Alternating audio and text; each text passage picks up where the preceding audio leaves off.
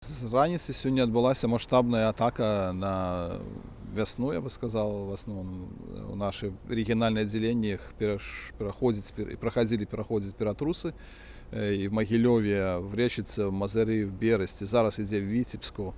І ў Мінску таксама у нас у шэрагу нашых сябраў арганізацыі прайшлі ператрусы, у Андрэя Палуды, які таксама каардынатар кампаніі праабаронцы супрацьсмяротнага пакарання, у нашага юрыста Паўла Сапелкі, у Наталі Сацункевіч, у Алеся Беляцкага зараз адбываецца дома ператрус і быў у нас на офісе на Незалежнасці.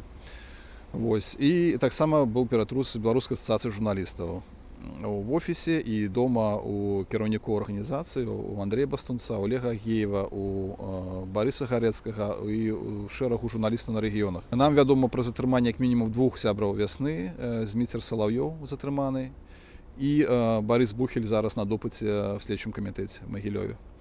Вось. Ну, то есть адбываецца такая маштабная атака на праваабарончую арганізацыю і журналістаў, што в прынцыпе, напэўна, вписывается цалкам в логіку рэпрэсіі, в логіку апошніх падзеяў. Ну, то есть спачатку пераследуюць палітычную апазіцыю, потым журналістаў праабаронцаў. Так было і в 10-м годзе, в 11-м.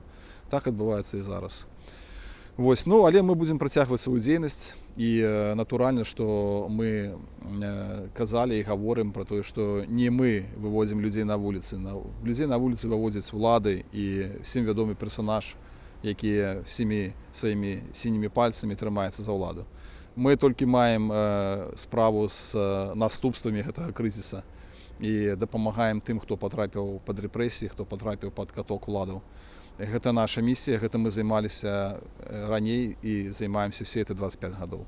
Таму я думаю, што, дарэчы, у гэтым годзе вясна адзначае ўжо 25годдзе ў сакавіку.